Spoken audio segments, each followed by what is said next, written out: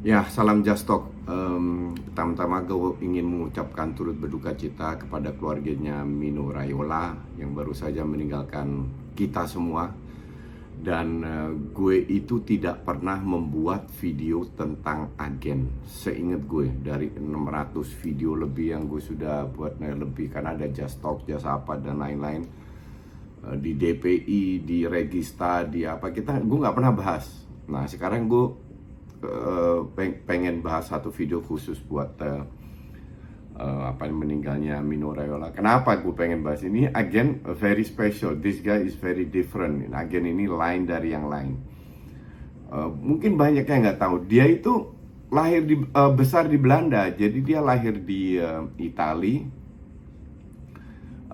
Umur kecil lah, umur 1-2 tahun dia pindah ke Belanda. Jadi sebenarnya dia ya mungkin sampulnya orang Itali, tapi dia besarnya cara berpikirnya itu orang Belanda.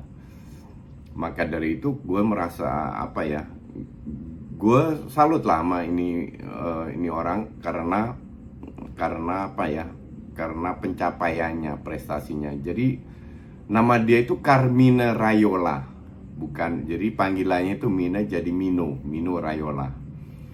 Orang tuanya itu punya restoran pizza namanya Ristorante Napoli, dan dia akhirnya mengakui bahwa universitas terbaik itu adalah Ristorante Napoli.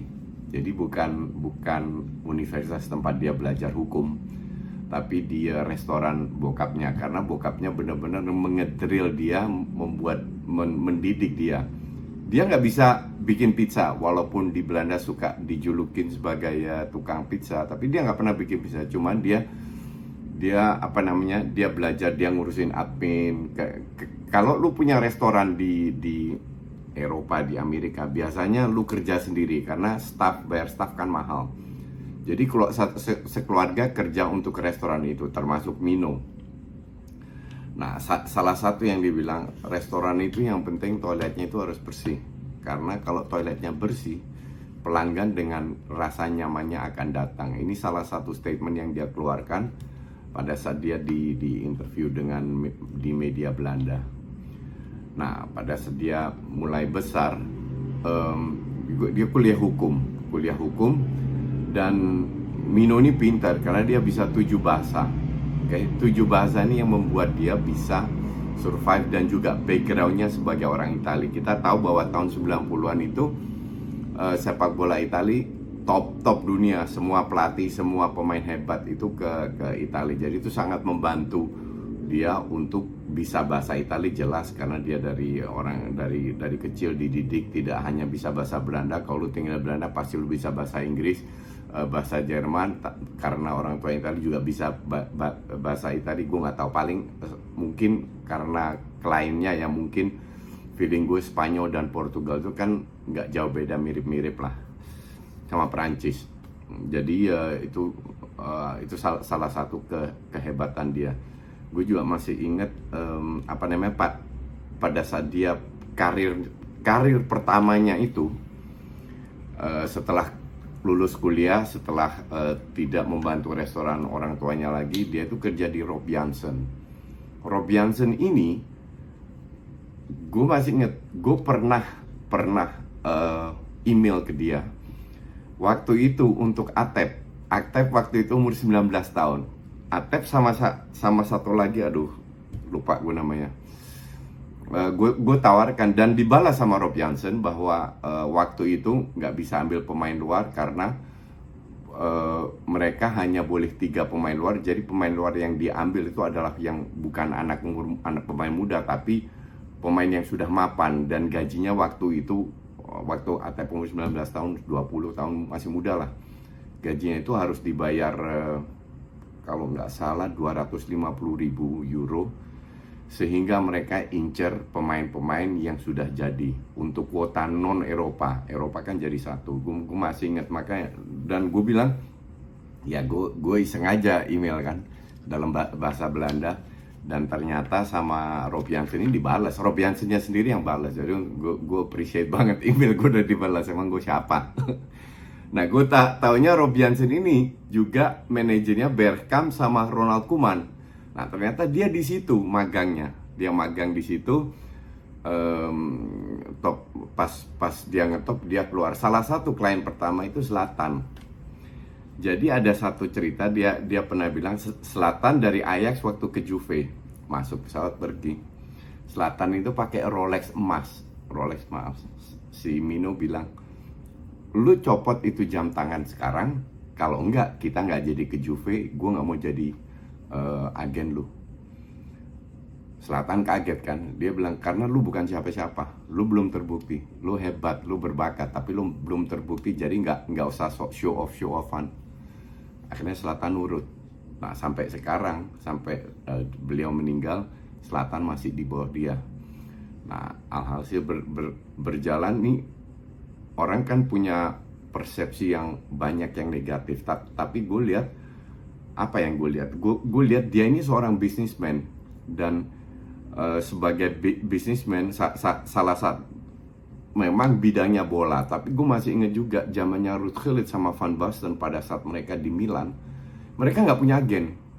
Nah, agen mereka itu lawyer, cewek, gue masih ingat, gue lupa namanya, itu cewek lawyer. Kenapa? Karena cewek lebih paham hukum, jadi lebih bisa untuk bikin kontrak. Makanya Mino kayaknya sudah tahu bahwa dia mau jadi agen bola, makanya dia belajar hukum. Ditambah plus poinnya berapa bahasa yang dia paham. Apa namanya? Jadi untuk gue nggak heran kalau Mino menjadi agen bukan menjadi pengacara. Contohnya. Nah, emang di dunia agency ini cukup kontroversial lah dia. Kenapa? Karena karakter Belandanya keluar. Ya gue ngomong apa adanya. Lu suka nggak suka ya terserah. Tapi somehow dia punya hubungan baik dengan klub-klub besar, salah satu dengan Laporta di Barca, makanya dia bisa bawa Zlatan ke Barca ya walaupun gagal.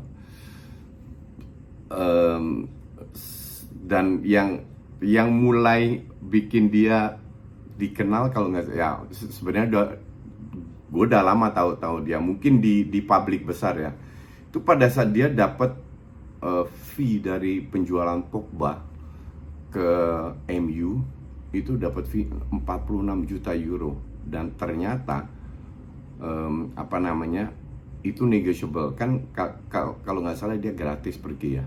Jadi agen di Eropa itu dibayar oleh klub ya. Dia dapat fee dari klub, dia dapat fee dari Juve, dari MU, plus fee yang dari pemainnya juga dapat. Nah, total itu 46 juta. Itu dikritik udah kayak money Mino disebutnya di Eropa, karena fee-nya menurut orang terlalu besar.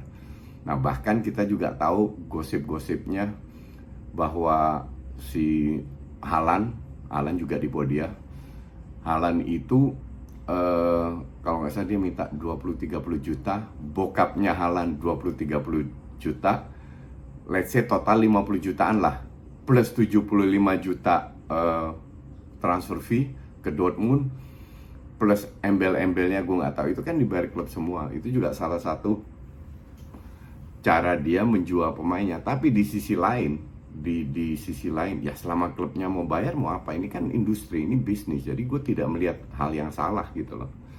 Dan satu hal juga patut ditiru sebagai seorang yang profesional, dia itu nggak pernah nulis buku. Jadi rumahnya itu juga nggak ada pernak-pernik bola, nggak ada pernak-pernik bola sama sekali.